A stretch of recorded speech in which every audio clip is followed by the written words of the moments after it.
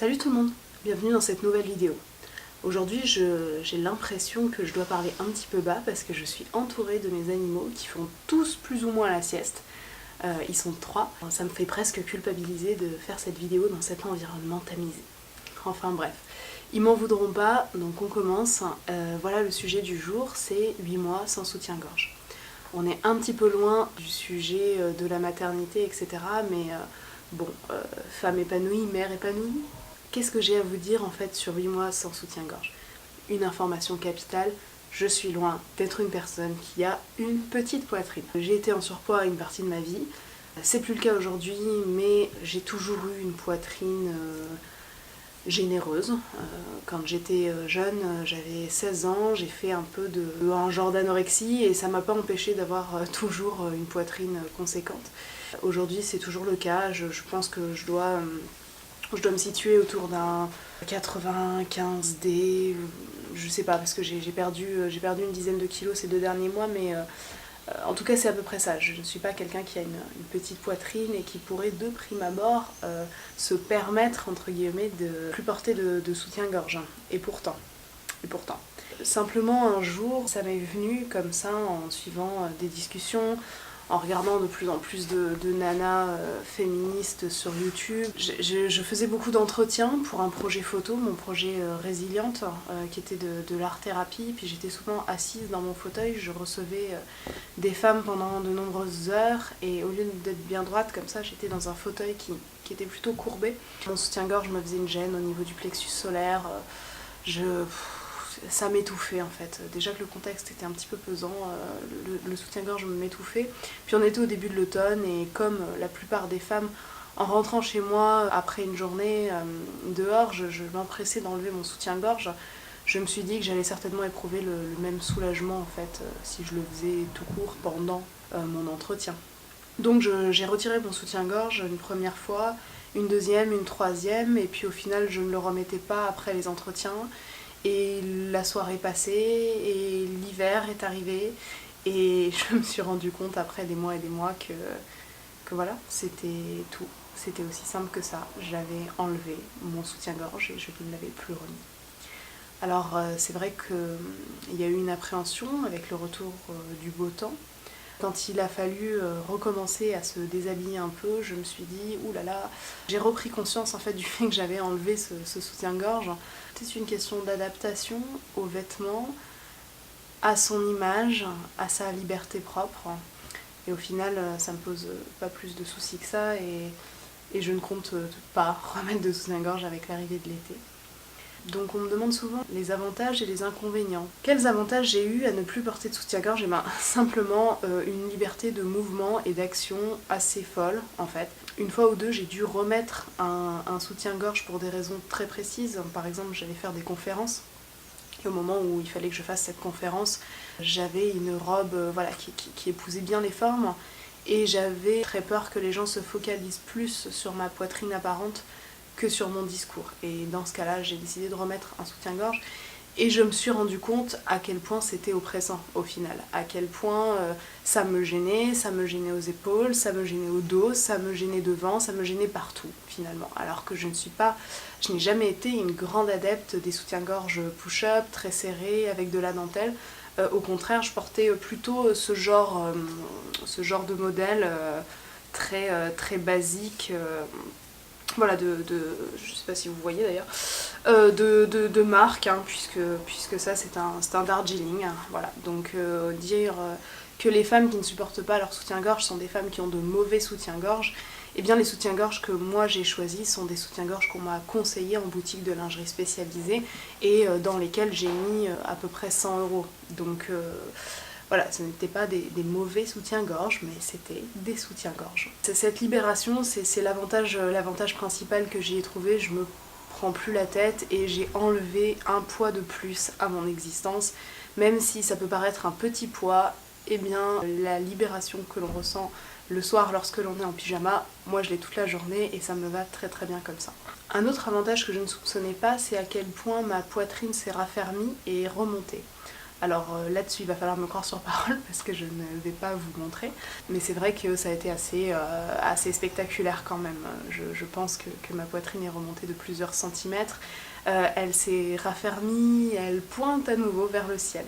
Alors je précise quand même que j'ai eu 2 enfants, dont une que j'ai allaitée pendant 9 mois. Donc ma poitrine avait grossi énormément et puis ensuite a reperdu. Mais le sein n'est véritablement mature qu'une fois qu'il y a eu allaitement. Les seins sont immatures tant qu'il n'y a pas de grossesse. Ensuite, à la grossesse, les glandes mammaires se développent.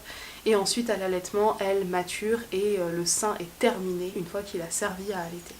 Cependant, malgré l'allaitement, mes seins ne sont pas retombés. Et c'est vrai que sous la poitrine féminine, il y a des pectoraux, exactement comme chez les messieurs. Et ces pectoraux ne peuvent pas fonctionner correctement si le sein est soutenu sans arrêt. Le fait d'arrêter de soutenir le sein a permis à mes pectoraux de se remuscler et ainsi de faire remonter ma poitrine. Je ne suis pas un cas à part, je sais que la plupart des femmes de mon entourage qui ont fait la même expérience ont noté la même chose que moi. Donc ça c'est voilà, 2 avantages. J'ai l'impression d'être plus en accord avec moi-même, d'avoir mis un pas supplémentaire vers tout ce que je fais en ce moment, vers la suppression des hormones, vers le manger bio, vers le végétarisme. Enlever un soutien-gorge, c'était un affranchissement de plus pour moi. Au niveau des inconvénients du fait de ne plus porter de soutien-gorge, le premier inconvénient que j'y ai trouvé a été la culpabilité. La culpabilité parce que mon mari m'avait offert de la jolie lingerie, parce que j'avais l'impression de me détacher d'une part de féminin qu'on attendait de moi. C'est un peu étrange dit comme ça, moi-même j'ai du mal à percevoir d'où vient ce sentiment, à quoi il ressemble, j'ai du mal à le saisir, mais en tout cas c'est ça, j'ai eu une forme de culpabilité. Je pense que la culpabilité, après y avoir réfléchi un peu, elle vient aussi du fait que lorsqu'on est pré-ado, le premier contact finalement qu'on a avec la féminité de femme, quoi, enfin le fait de devenir une femme, c'est l'achat de son premier soutien-gorge. Donc je me souviens très très bien de ce moment et je pense qu'il y a un petit truc à régler avec cet accord tacite que j'avais passé avec le mois de mes 11-12 ans pour se dire non, t'as pas besoin d'un accessoire ou d'un objet pour être une femme, qui au final a été assez vite balayé par le fait que mon entourage s'en fout ou est admiratif de cette démarche, voilà, que mon mari s'en fout d'une manière générale, et puis surtout sans oublier qu'on ne s'enferme pas dans quelque chose de dogmatique. Quand on enlève son soutien-gorge, on peut aussi décider d'en remettre un. Ce n'est pas quelque chose qui est figé, qui ne peut pas évoluer, qui n'a pas de nuance. Donc ça n'empêche pas pour un moment intime, pour des photos ou pour que sais-je, de remettre un soutien-gorge. Voilà, ce n'est qu'un geste après tout. Un deuxième désavantage serait le regard des gens. Mais le regard des gens, je sais même pas quoi dire du regard des gens au final. Est-ce que les gens me regardent plus parce que je n'ai pas de soutien-gorge ? Oui, les gens remarquent que je n'ai pas de soutien-gorge. Que ce soit les femmes, que ce soit les hommes dans la rue, que ce soit les hommes tout court. Oui, effectivement, les gens remarquent que je n'ai pas de soutien-gorge. Je vois des regards... voilà. Mais c'est des regards qui reviennent immédiatement à mes yeux, dans une espèce de gêne. Personne ne s'est jamais permis de dire « Oh, tu ne portes pas de soutien-gorge, ma fille, tu n'es donc pas digne d'exister sur cette terre. » Non. Généralement, les gens regardent, remontent les yeux comme si c'est eux qui avaient surpris quelque chose et non pas moi qui étais en faute. Donc évidemment, personne n'est en faute de quoi que ce soit, mais tout ça pour dire que oui, les gens s'en rendent compte, non, ce n'est pas grave. Ça n'a pas forcément accentué le harcèlement de rue pour moi, surtout qu'au final, comme il fait pas beau en ce moment, donc on n'est pas non plus dans des tenues, voilà. Tout simplement, je pense que quand quelque chose est assumé, vous savez, pour les animaux, pour les enfants, on dit bon bah c'est ok, alors eux ils pensent que c'est ok. Bah pour les gens c'est pareil en fait, ou pour vous c'est ok, bah pour eux c'est ok, il n'y a pas de problème au final.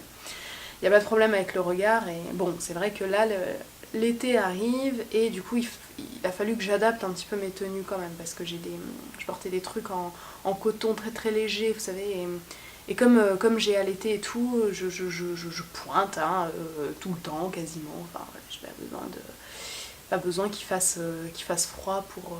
voilà.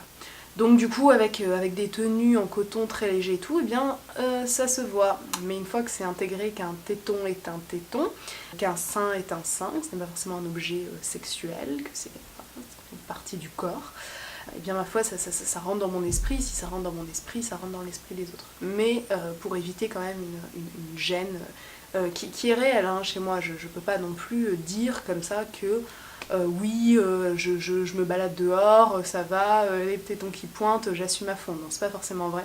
Je prends des vêtements qui sont adaptés avec peut-être des tissus un poil plus épais, un poil plus rigides, qui sont enveloppants sans qu'on puisse deviner l'intégralité de mon anatomie en dessous. Et pour ceux, les vêtements dont ce n'est pas le cas, je cherche actuellement des petits bandeaux tout simples voilà, à mettre pour éventuellement aplanir un petit peu le téton et pour pouvoir porter des trucs un peu plus libres. D'ailleurs, si vous avez des bonnes adresses, j'ai du mal à trouver ce genre de sous-vêtements, donc n'hésitez pas à m'en proposer. Qu'est-ce que je peux vous dire d'autre? Les inconvénients, en fait, il y en a pas.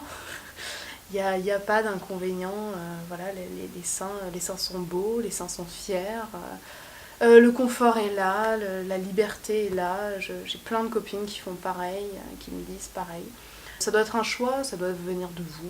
C'est pas quelque chose qui doit être imposé. On n'est pas... vous savez, je défends cette idée qu'on n'est pas une vraie femme. Hein, ça n'existe pas. Une vraie femme est ronde, une vraie femme s'assume. Tout ça, c'est du bullshit, quoi. Vous êtes ce que vous êtes. Et puis voilà, tout simplement. Que vous en mettiez, que vous n'en mettiez pas, l'important, c'est d'être à l'aise. Hein. Mais c'est vrai que j'ai senti une nette différence. Et puis surtout une différence au niveau de mon dos. Parce qu'on me demande aussi, mais ça ne te fait pas mal au dos ? Non, ça me fait pas mal au dos. Et pourtant, je suis quelqu'un qui a un handicap du dos. Hein. J'ai un dos qui est très très très fragile. Et pourtant, non, ça ne me fait pas mal au dos. Quand je descends les escaliers, eh bien, naturellement, je plaque un peu mes bras quand je cours dans les escaliers, parce que sinon, blablabla. Et je plaisante, enfin, je veux dire, je cours, ça change rien, quoi, en fait, ça ne change rien du tout. Ça change rien du tout. Bon, une chose que ça change, c'est que je fais pas attention quand je me baisse. Parce que avant, je me baissais et au pire, on voyait un petit bout de soutien-gorge, quoi. Maintenant, je me baisse et une fois ou deux, j'ai surpris des regards directement voilà, sur mes seins libres. Bon, c'était un petit moment érotique, ma foi, que j'ai raté. Voilà, donc maintenant j'essaie de me dire, quand je me baisse, je mets un petit peu la main quand même juste au niveau du décolleté, là, pour éviter de... Parce que je suis quelqu'un de très très très très pudique, éviter d'imposer ma nudité au monde entier. Mais sinon c'est tout. Je ne sais pas quoi vous dire d'autre en fait, c'est chouette de plus avoir de soutien-gorge, c'est chouette. Faites pareil, faites pas pareil, vous l'avez fait, dites-moi en commentaire ce que vous en pensez, ce que vous n'en pensez pas, tout simplement, comme ça on échange. C'est la fin de cette vidéo, j'espère que vous y voyez un tout petit peu plus clair. N'hésitez pas à vous abonner, c'est super cool si ça pouvait monter. Et puis vous pouvez vous abonner aussi à la page Facebook, comme ça vous pouvez choisir le thème de la prochaine vidéo. Il n'y aura pas de vidéo pendant un petit moment parce que je pars en formation, mais vous savez que quand je reviens de formation, généralement j'ai plein d'idées de vidéos à vous soumettre. Je vous dis à très bientôt, je vous embrasse et puis prenez soin de vous. Salut!